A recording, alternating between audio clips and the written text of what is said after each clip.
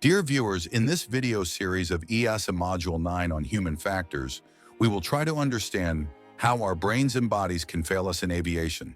In aviation, machines are designed to exact standards, but humans are not machines. Our brains and bodies have natural limits, and if we don't understand them, they can lead to serious errors. Therefore, let's explore human performance and limitations, and how they affect aviation safety. First of all, we must try to understand how our brains work. Although our brains are very powerful, but they have limits. A few important ones are mentioned here. 1. Attention span. We can only focus on a few things at once. Distractions or multitasking can cause us to miss something critical. 2. Perception. We don't always see the full picture. Illusions and bias affect how we interpret information. 3. Decision-making. Under time pressure or stress, we may choose quickly instead of wisely. In aviation, these limits can mean missing a checklist step, misreading an instrument, or taking a hasty decision. Our physical bodies also play an important role. Yet again, they have limits. 1. Vision. At night, the human eye struggles, leading to night blindness or visual illusions. 2. Hearing. Background noise can mask alarms or verbal instructions. 3. Hypoxia. At high altitudes, lack of oxygen reduces brain performance, causing poor judgment and slower reactions. Even healthy, trained people cannot overcome these physical limits without support systems. Memory is another weak spot due to inherent limitations.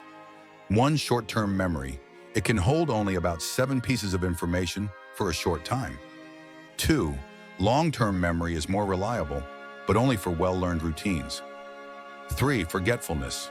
We forget easily, especially when distracted, fatigued, or stressed. That is why aviation relies on checklists, manuals, and procedures, because memory alone is not safe enough.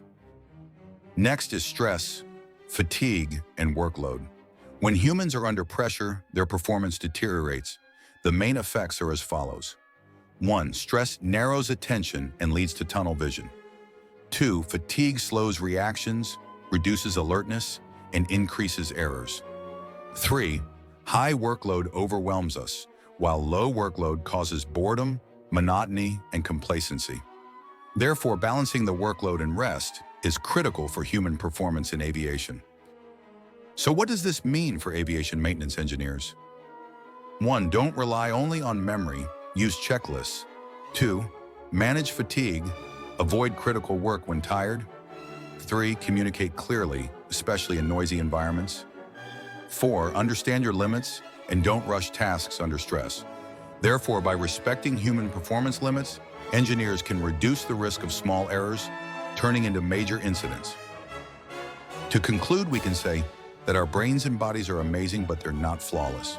In aviation, understanding these limits and building systems to compensate is what keeps us safe. In the next video, we'll look at social psychology, how teamwork, leadership, and group behavior affect safety. Remember, knowing your limits is the first step to safer skies. Thanks for watching.